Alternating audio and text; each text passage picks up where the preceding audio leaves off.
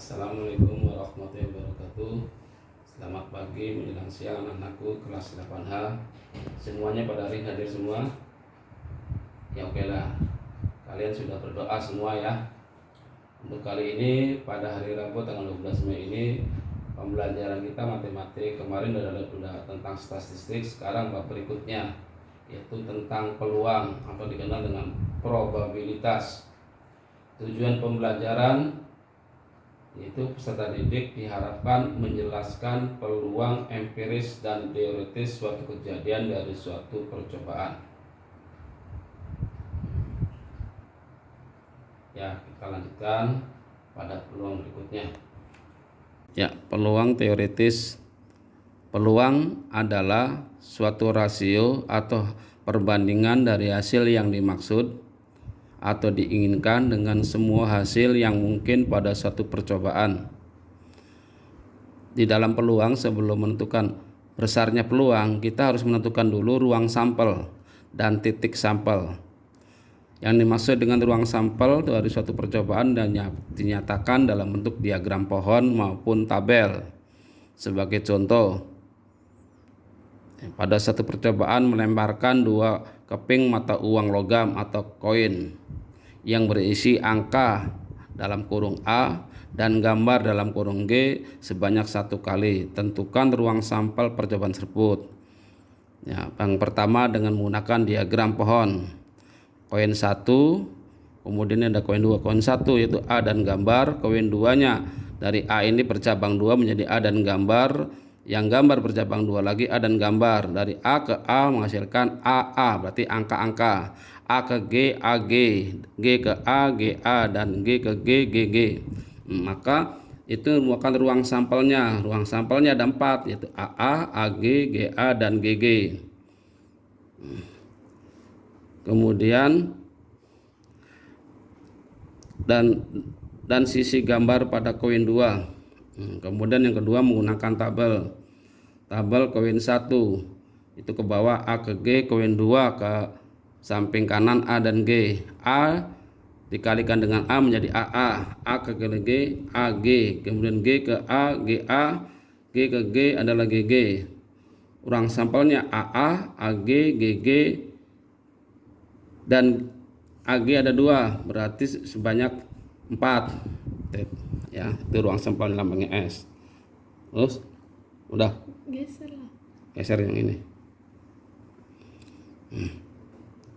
Sekarang menghitung peluang berdasarkan ruang sampel. Peluang satu kejadian A hasil bagi banyaknya kemungkinan kejadian A terjadi dengan banyaknya anggota ruang sampel dari suatu percobaan. Peluang A dirumuskan sama dengan NA per NS, dengan A anggota S ruang sampel, NA yang kejadian yang muncul. Keterangan P dalam kurung A itu merupakan peluang munculnya A. N dalam kurung A itu banyaknya kejadian pada A. N dalam kurung S banyaknya hasil yang mungkin. Sebagai contoh, pada pelemparan sebuah dadu tentukan peluang munculnya mata dadu 3 yang A itu, yang B mata dadu prima. Untuk yang pertama kejadian yang mungkin munculnya mata dadu ada 6 sisi, itu 1, 2, 3, 4, 5, 6, maka ruang sampelnya jumlahnya ada 6. Sedangkan yang untuk mata dadu 3 itu hanya 1, berarti kejadian munculnya mata dadu 3 yaitu N dalam kurung 3 itu ada 1. Maka peluang mata dadu 3, berarti yang A yang dirumus itu hanya diganti mata 3, berarti N mata 3 per NS.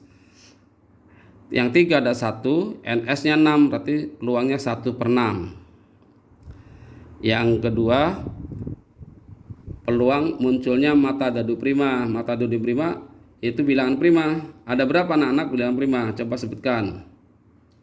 Oke, berarti kalian udah tahu semua. Yang pertama 2, 3, 5 itu bilangan primanya.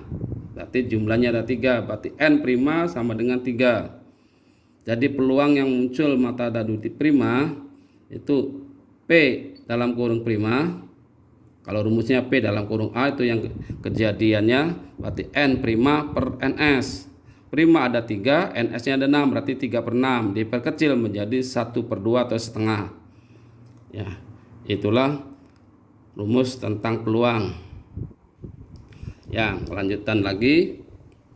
Tadi 1 dadu, sekarang bagaimana percobaan menggunakan 2 dadu. Contohnya 2 buah dadu ditos secara bersama-sama atau dilempar bersama-sama. Pertanyaannya, tentukan peluang munculnya dadu berjumlah 9 apabila dijumlahkan dari kedua dadu itu jumlahnya 9. Berarti dibikin tabel. Dadu 1 ke arah kanan 2, 3, 4, 5, 6, mata dadu ada 6. Kemudian dadu 2 1, 2, 3, 4, 5, 6. Berarti 1 dengan 1 dikalikan 1, 1. Kemudian 1 dengan 2, 2, berarti 2, 1. 1 ke 3, 3, 1. 1 ke 4, 4, 1. 1 ke 5, 5, 1. 1 ke 6, 6, 1. Seterusnya sampai kemudian dadu 2-nya 2. Berarti 1, 2, 2, 2, 3, 2, 4, 2, 5, 2. Sampai 6 nih. Kita tidak semuanya dijelaskan. Berarti jumlah S-nya, ruang sampelnya ada 36. Kita lihat yang berjumlah 9. Yang pertama itu dari atas dulu 6 dengan 3 kalau jumlahkan itu 9. Kemudian ke bawah 5 dengan 4 jumlahnya 9. Ke bawah lagi 4 ke 5 berarti 9. Terakhir yang ini 36 berarti juga jumlah 9. Berarti titik sampelnya 63, 54, 45, 36. Berarti jumlahnya 4. Peluang berjumlah 9 berarti sama dengan N jumlah 9 per NS. Jumlah 9 ada 4, S-nya ada 9, berarti 4 per 36. Diperkecil menjadi 1 per 9. Jadi peluang berjumlah 9 sama dengan 1 per 9. Paham anak-anak? Ya, oke lah, itu tentang peluang. Ya, dari penjelasan yang tadi, udah paham semua. Kalau udah paham, kita latihan biasa ya.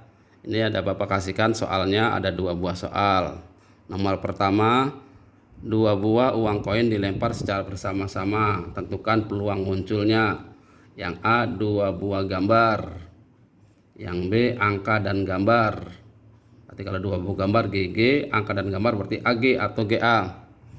Nomor 2, 2 buah dadu dilempar secara bersama-sama. Tentukan peluangnya munculnya dadu berjumlah 6. Kemudian yang B dadu berjumlah 4, yang C dadu berjumlah 6 atau 4, dan D dadu berjumlah 6 dan berjumlah 4. Tadi waktu contoh Bapak berikan berjumlah 9, sekarang berjumlah 6. Kamu cari di dalam tabel itu berjumlah 6. Sebagai contohnya misalnya 1 dengan 5 itu berjumlahnya 6. Ya, kamu kerjakan. Jawabannya kalian menggunakan tabel, kerjakan di Word atau buku tulis, kemudian dikirim melalui WA.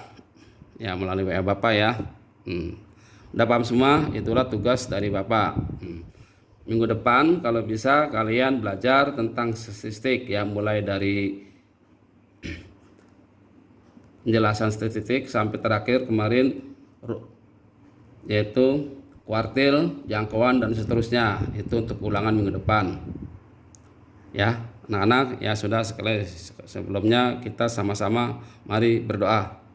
Sebelum pembelajaran ini Bapak akhiri, kalian berdoa semua.